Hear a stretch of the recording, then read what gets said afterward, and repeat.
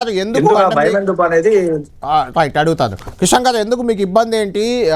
Form హౌస్లో విచారిస్తే ఏంటి, నందినగర్ అయితే ఏంటి, జస్ట్ 100 కిలోమీటర్ల దూరమే కదా. చట్టాన్ని గౌరవిస్తాం అంటూనే సిట్ మొత్తం నిబంధనలు ఉల్లంఘించింది అని లేఖ రాయడం ఏంటి? అసలు ఈ నిరసనలు ఎందుకు? విచారణకు వస్తామంటూ నిరసనలు ఎందుకు? దీనివల్ల శాంతి భద్రతలకు ఏమైనా విఘాతం కలుగుతుందేమో అని ప్రజాస్వామ్యవాదులు, శాంతి కాముకులు, వెంకట్ లాంటి వాళ్ళు భావిస్తున్నారు. అందులో తప్పే ఉంది. కళ్యాణ్ గారు, చట్టం అనేది అందరికీ సరి సమానంగా ఉండాలి. కాంగ్రెస్ పార్టీకి ఒక సపరేట్ చట్టము, బీఆర్ఎస్ కి ఇంకో చట్టం కాంగ్రెస్ వాళ్ళు పెడతా అంటే అది కుదరదు. ఇంత మాట్లాడే వాళ్ళు రాహుల్ గాంధీ గారికి ఏదైనా నోటీస్ రాగానే, సోనియా గాంధీ గారికి నోటీస్ రాగానే ఈడీ ఆఫీసుల ముందు, రాజ్ భవన్ల ముందు ర్యాలీలుగా పోయి ధర్నాలు చేసేటోళ్ళు వీళ్ళు నీతి చెప్పొచ్చునా? వీళ్ళు ఏకంగా ఈడీ ఆఫీసుల ముందు, రాజ్ భవన్ల ముందు పార్టీగా ముఖ్యమంత్రి గారు మొత్తం క్యాబినెట్ వేసుకునే పోయి ధర్నా కూర్చున్నారు. మా రాహుల్ గాంధీ గారిని ఎట్లా పిలుస్తారు మీరు? రాహుల్ గాంధీ గారి మీద తప్పుడు కేసులు వేస్తారా? కేంద్రంలో ఉన్న విచారణ సంస్థలు పిలుస్తారా నోటీస్ కి అని చెప్పిన వాళ్ళు వాళ్ళ నీతులు చెప్పొచ్చా? నంబర్ 1. నంబర్ 2, ఎవరి గురించి మీరు ప్రవచనాలు చేస్తున్నారండి? మీరు శాంతి గురించి, శాంతికి భగ్నం గురించి. ఉద్యమాలు చేసి రాష్ట్రాన్ని సాధించిన పార్టీ ఇది. ఉద్యమకారులు అందరు కూడా చూడలేదా? మీరు చూడలేదా? 2009 నుంచి 14 వరకు జరిగిన మలిదశ ఉద్యమం, 2001 నుంచి 14 వరకు జరిగిన ఎన్నో ఉద్యమాలు చూడలేదా? కొత్తగా వచ్చి వీళ్ళు ఇదే కాంగ్రెస్ పార్టీ మీద కదా ఉద్యమాలు చేసి, ధర్నాలు చేసి, సమ్మెలు చేసి తెలంగాణ రాష్ట్రాన్ని సాధించింది. ఇదే కేసీఆర్ గారు ముందుండి ఎన్నోసార్లు శాంతితో మనం తెలంగాణను తెచ్చుకోవాలి, రాజ్యాంగ పరంగా తెచ్చుకోవాలి, హింస కాదు అని చెప్పిన కేసీఆర్ గారికి గీళ్ళు వచ్చి పాఠాలు నేర్పిస్తున్నారా? నంబర్ 2. నంబర్ 3, ఇవాళ మీరు గమనించండి, రాష్ట్ర మంత్రులే ఎంతో మంది మాట్లాడతలేరు ఈ అంశం మీద. కేసీఆర్ గారిని ఏంది వేధింపులు అనే పరిస్థితిలో రాష్ట్ర కేబినెట్ మంత్రులే ఇవాళ ఎంతో మౌనంగా ఉన్నారు.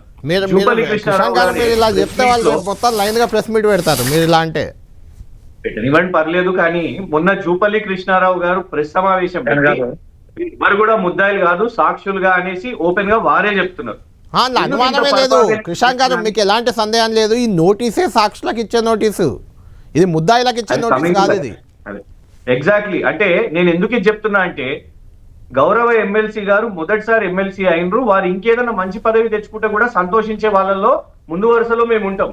కానీ రాష్ట్రాన్ని సాధించిన వ్యక్తి, 2 సార్లు ముఖ్యమంత్రిగా చేసిన వ్యక్తి, నాకు తెలిసి మీ వయసుకి డబ్బులు ఉంటారు, వారిని పట్టుకొని మీరు తప్పు చేసిండ్రు, ఎందుకు ఇంత భయము, తప్పు చేసినట్టున్నారు, ఎందుకంటే మీరు ఇంత ఉత్సాహంగా, ఇంత తొందరపడి. ఒక్క నిమిషం నన్ను కంప్లీట్ చేయనియండి. మీరు మాట్లాడినప్పుడు నేను పూర్తిగా విన్నాను, గౌరవప్రదంగా ఉన్నాను.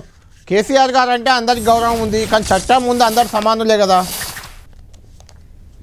కళ్యాణ్ గారు, నేను కంప్లీట్ చేయకముందే మీరు చేసిండ్రు. అండ్ వారు ఇదే మోకాలో వారు వారి పర్సనల్ ఇంటర్వ్యూ, పర్సనల్ ప్రొఫైల్ చెప్తూ నన్ను కూడా అలా కలిపేసుకున్నారు. నేను 2009 నుంచి 14 వరకు ఉస్మానియా యూనివర్సిటీ జేఏసీలో ఉన్నాను. ఎలాంటి పొలిటికల్ పార్టీ లేను.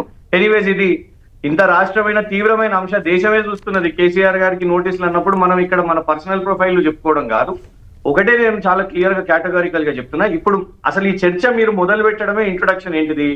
గౌరవ ఎమ్మెల్సీ గారి రిమార్క్స్ మీద మీరు చర్చ పెట్టారు.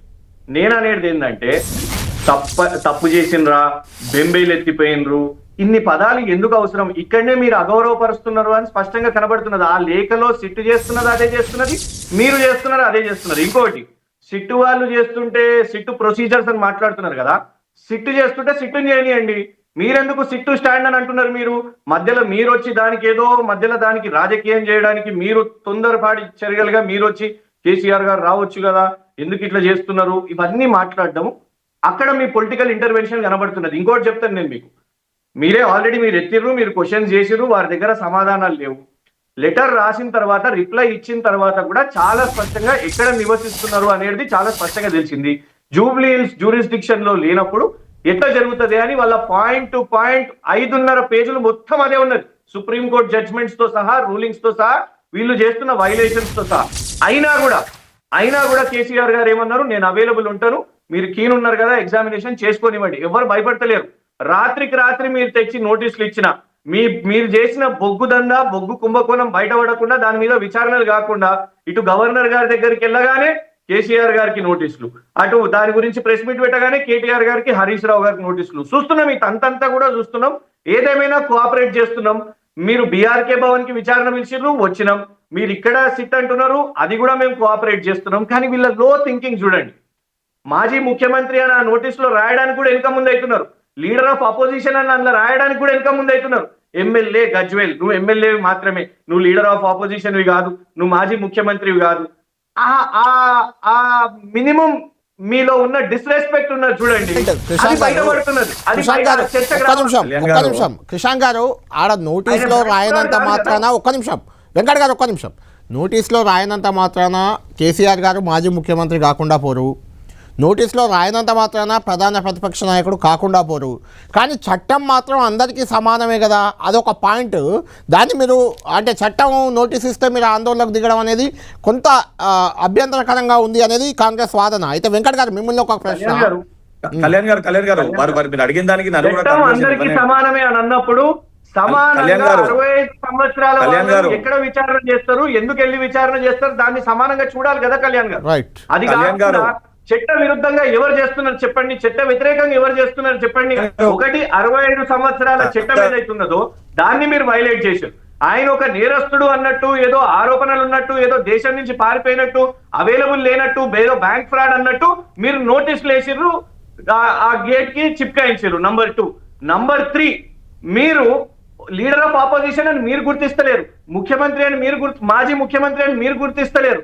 మీరు రాజ్యాంగబద్ధంగా చేయాల్సింది మీరు రాజ్యాంగ వ్యతిరేకంగా మీరు చేస్తున్నారు, దాన్నే మేము గుర్తు చేస్తున్నాం.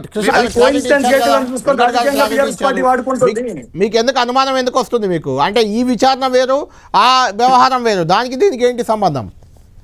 ఒకటి, ఇప్పుడు మేము ఆరోపణలు చేస్తే ఇవి ఆరోపణలే కదా అని అంటారు, వీరికేమో అనుమానాలు మాట్లాడొచ్చు అంటే ఎందుకంటే ప్రభుత్వంలో ఉన్నారు.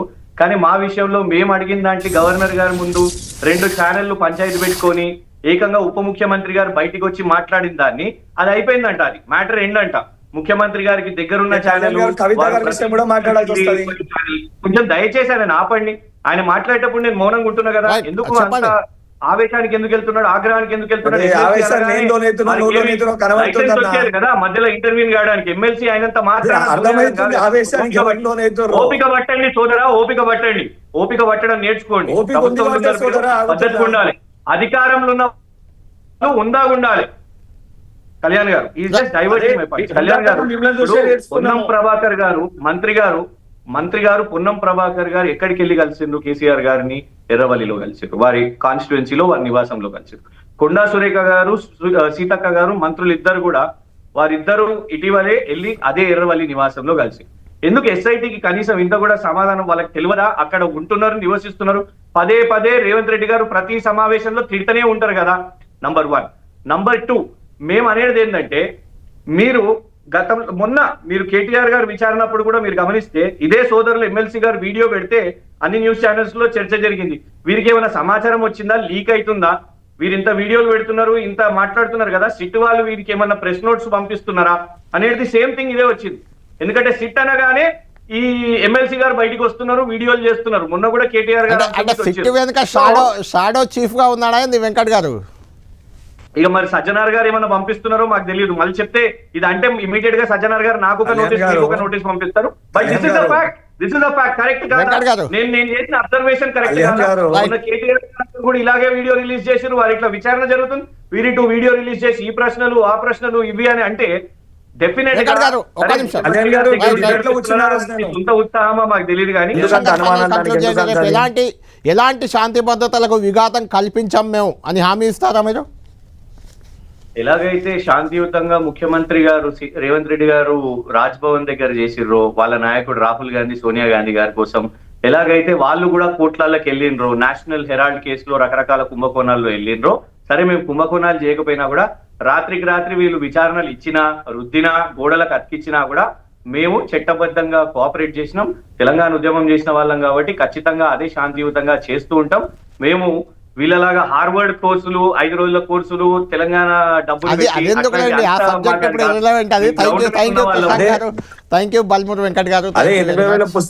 పుస్తకాలు చదివినప్పుడు మరి మేనేజ్మెంట్ సీట్లు కొనుక్కోకండి.